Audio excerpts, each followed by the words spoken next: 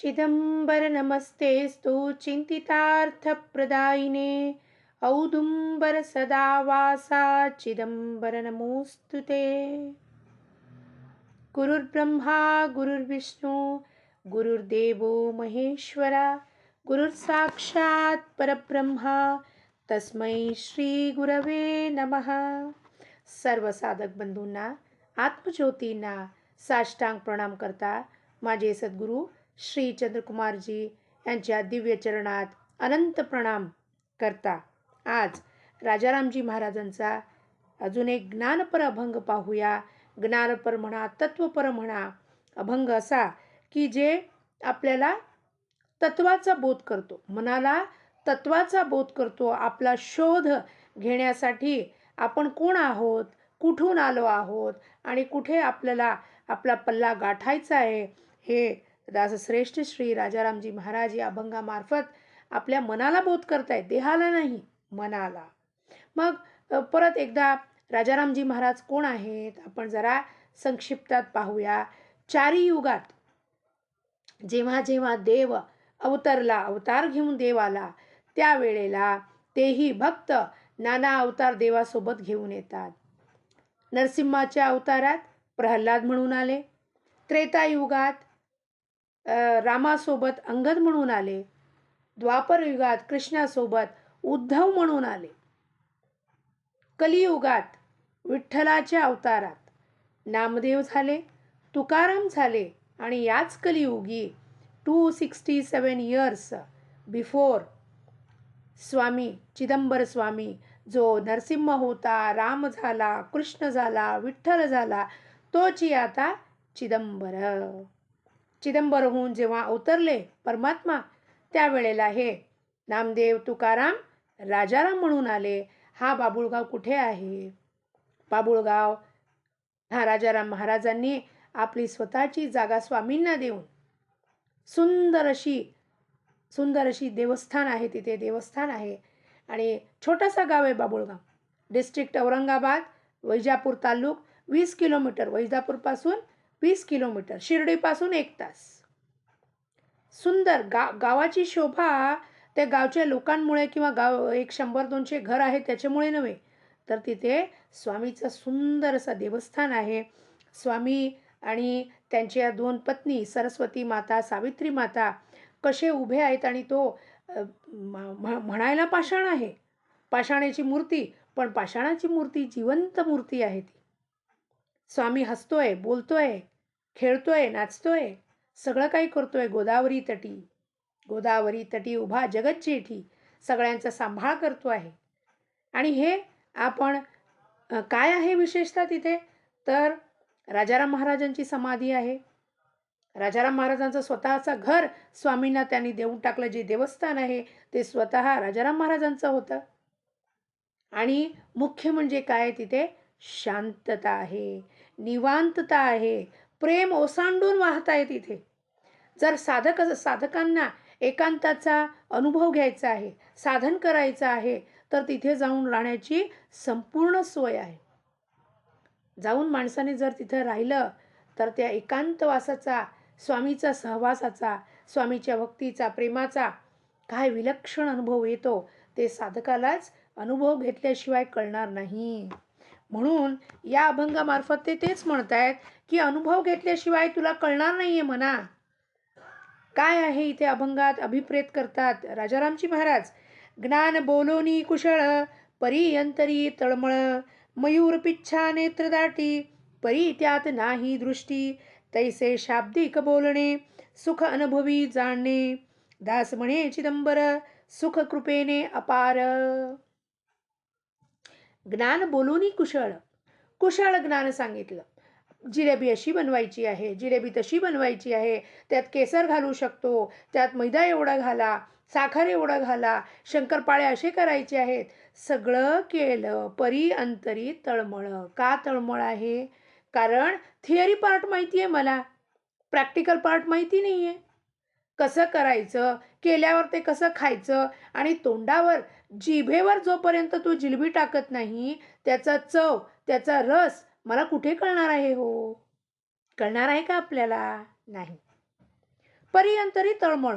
अरे रे रे, ते म्हणत होते जिलबी छान होती, जिलबी छान होती. पण कशी असते हो जिलबी? ऑरेंज कलरची असते, येलो कलरची असते आणि एक तुकडा तोडला तर त्याच्यातून तो साखरेचा रस बाहेर येतो आणि जिभेवरती जेव्हा पडतो, तेव्हा जिभेला, रसनेंद्रियांना जे आनंद होतो, तेव्हा मन सांगतो, "वाह! काय जिलबी आहे." कोण सांगत आहे? इंद्रियांमार्फत उपभोग घेऊन मन सांगत आहे. अरे वाह, वाह! काय सुंदर जिलबी होती हो. आणि ह्याच्यात ना मठ्ठामध्ये जिलबी खाल्लं तर अजून काय वाह, वाह! सोने पे सुहागा हो जाएगा. पण हे अंतरी तळमळ आहे का? मी चाखलं नाहीये जिलबी. मला काय माहिती आहे जिलबीचा स्वाद काय आहे, जिलबीचा टेस्ट काय आहे, इमरतीचा टेस्ट काय आहे, पेढाचा टेस्ट काय आहे, जोपर्यंत माझ्या हातून घेऊन माझ्या जिभेवर टाकत नाही. आता आपल्याकडे काय आहे? ज्ञान आहे, नॉलेज. कुणीतरी सांगितलेलं आपल्या चित्तामध्ये स्टोर्ड आहे. पण तो विज्ञान कधी होतो? विज्ञान म्हणजे अनुभूतीला येणार कधी, एक्सपिरियन्स कधी होणार?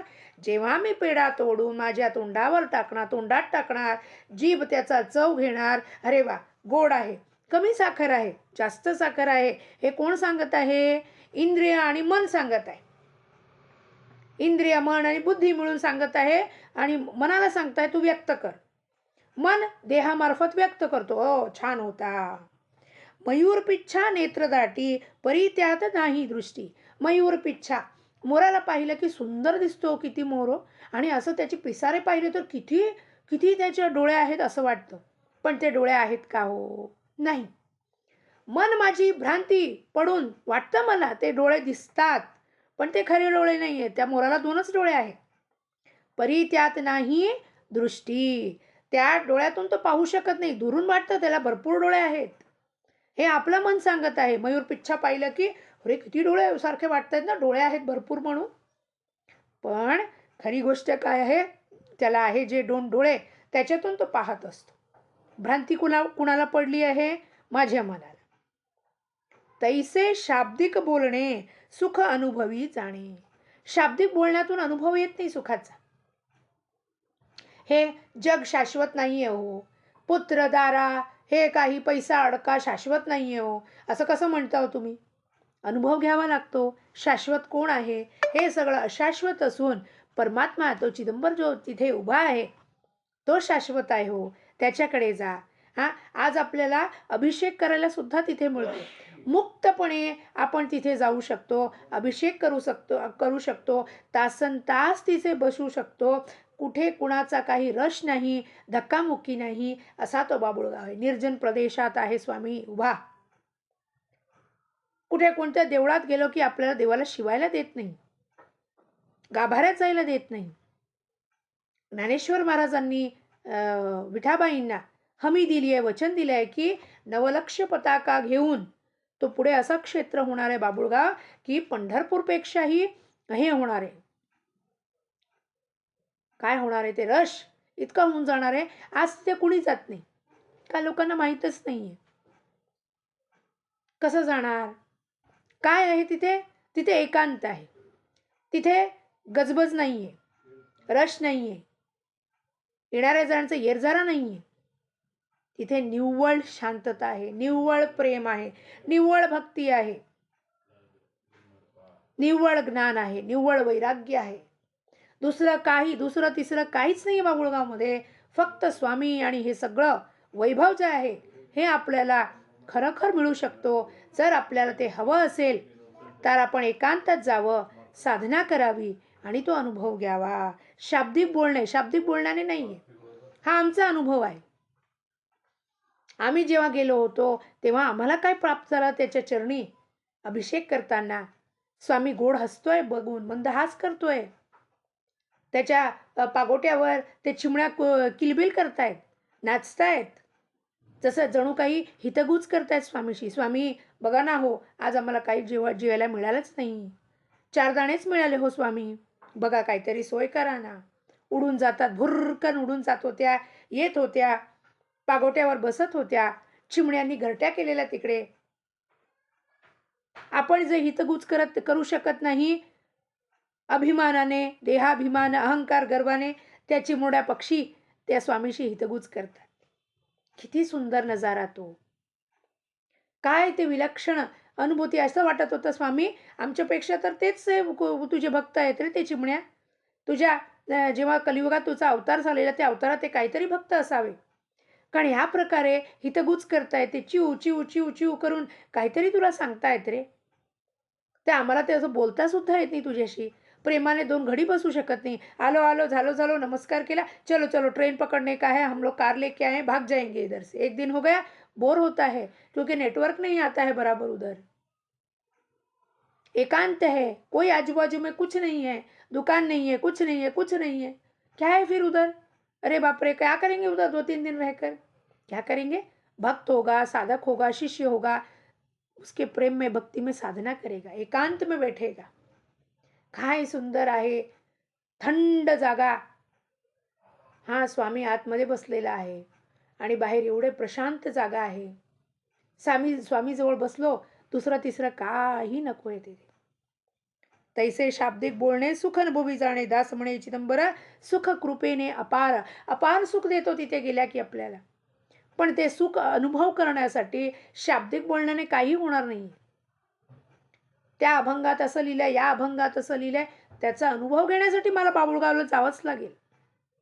आणि जेव्हा जाणार ती अनुभूती खरोखर येणारच आहे प्रचितीला. कारण शाब्दिक बोलण्याने अंतरीचं तळमळ शांत होणार नाहीये.